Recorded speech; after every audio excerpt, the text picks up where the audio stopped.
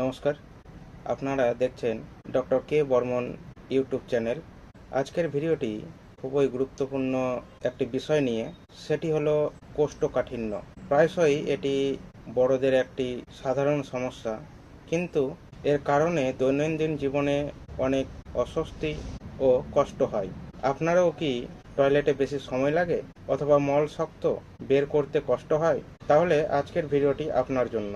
এই ভিডিওতে আমি আপনাদের সাথে এমন কিছু সহজ ও কার্যকারী উপায় আলোচনা করব যা আপনাকে কোষ্ঠকাঠিন্য থেকে মুক্তি দিতে সাহায্য করবে। ভিডিওটি শেষ পর্যন্ত দেখতে থাকুন, কারণ শেষে একটি গুরুত্বপূর্ণ টিপস আছে যা আপনারা অনেকেই জানেন না। চলুন তাহলে শুরু করা যাক। কোষ্ঠকাঠিন্য তখনই হয় যখন মল অন্ত্রের মধ্য দিয়ে খুব ধীরে চলে এবং শরীর অতিরিক্ত জল শোষণ করে নেয়, ফলে আপনার মল শক্ত ও শুকনো হয়ে যায়। এর মূল কারণ হলো কম ফাইবারযুক্ত খাবার, পর্যাপ্ত পরিমাণ জল পান না করা, শারীরিক পরিশ্রমের অভাব এবং কখনো কখনো মলত্যাগের বেগ পেলেও মলত্যাগ না করা, অনেকক্ষণ ধরে চেপে রাখার কারণেও কিন্তু আপনার কোষ্ঠকাঠিন্যর সমস্যা দেখা দিতে পারে। মনে রাখবেন, দীর্ঘদিনের কোষ্ঠকাঠিন্য কিন্তু আপনার পাইলস বা অন্যান্য জটিলতা সৃষ্টি করতে পারে, তাই সময় মতো এর সমাধান করা জরুরি।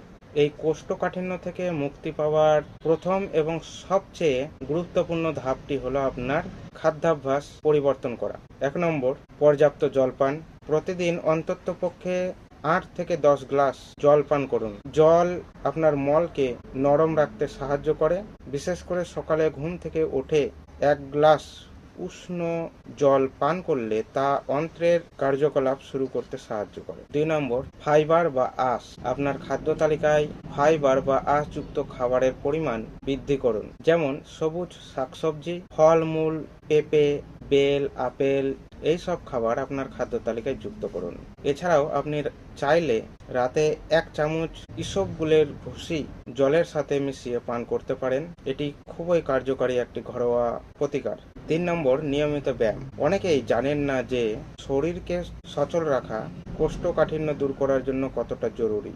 প্রতিদিন অন্ততপক্ষে 30 মিনিট হাঁটাচলা করা, দৌড়ানো বা যোগ ব্যায়াম করুন। শারীরিক কার্যকলাপ আমাদের হজম শক্তিকে উদ্দীপিত করে ও আমাদের অন্ত্রের পেশিগুলোকে সক্রিয় রাখে। খাওয়ার পরপরই শুয়ে না পড়ে কিছুক্ষণ হাঁটাচলা করুন। 4 নম্বর, সঠিক টয়লেট রুটিন।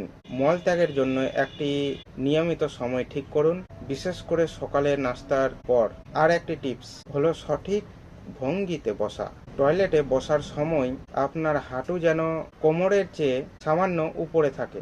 এর জন্য আপনি একটি ছোট টুল বা মোড়া ব্যবহার করতে পারেন। এই ভঙ্গি মলত্যাগকে সহজ করে। আর হ্যাঁ, এই বিষয়টি অবশ্যই লক্ষ্য রাখবেন, কখনোই আপনার মলত্যাগের বেগকে উপেক্ষা করবেন না। 5 নম্বর, আপনারা অনেকেই হয়তো জানেন না, আপনার কোষ্ঠকাঠিন্যর সাথে আপনার মানসিক সম্পর্কের একটি যোগ রয়েছে। অতিরিক্ত দুশ্চিন্তা বা মানসিক চাপ হজম প্রক্রিয়াকে ব্যাহত করে। তাই যোগা, ধ্যান বা আপনার পছন্দের কোনো শখের মাধ্যমে আপনি নিজেকে মানসিক চাপ মুক্ত করুন। ঘরোয়া টোটকা। কোষ্ঠকাঠিন্য দূর করার জন্য পেঁপে এবং বেল খুবই উপকারী। এছাড়া রাতে কিশমিশ ভিজিয়ে রেখে সকালে খালি পেটে খেলেও বেশ উপকার পাওয়া যায়। তাহলে আমরা এতক্ষণ ধরে যা কিছু আলোচনা করলাম তার মূল কথা হলো বেশি জল, বেশি ফাইবার, নিয়মিত ব্যায়াম এবং সঠিক টয়লেট রুটিন। যদি আপনি এই উপায়গুলো মেনে চলার পরেও আপনার কোষ্ঠকাঠিন্য দীর্ঘদিন ধরে চলতে থাকে, এর সাথে তীব্র পেটের ব্যথা, মলের সাথে রক্ত অথবা ওজন কমে যাওয়ার মতো লক্ষণ দেখা দেয়, তবে দেরি না করে অবশ্যই একজন ডাক্তারবাবুর পরামর্শ নিন, অথবা আমার সাথে এই বিষয়ে পরামর্শ নিতে পারেন। আমার ফোন নম্বর ভিডিওর ডিসক্রিপশনে দেওয়া থাকবে, কারণ এটি অন্য কোনো গুরুতর রোগের লক্ষণ হতে পারে। আশা করি আজকের এই টিপসগুলো আপনাদের কোষ্ঠকাঠিন্য দূর করতে সাহায্য করবে। ভিডিওটি যদি ভালো লাগে তাহলে একটি লাইক দিন, আপনার পরিচিতদের সাথে ভিডিওটি শেয়ার করুন। আমাদের চ্যানেলে নতুন হলে চ্যানেলটি সাবস্ক্রাইব করুন। আপনার কোনো প্রশ্ন থাকলে কমেন্ট বক্সে জানান। ভালো থাকুন, সুস্থ থাকুন, দেখা হবে আবার পরের ভিডিওতে। ধন্যবাদ।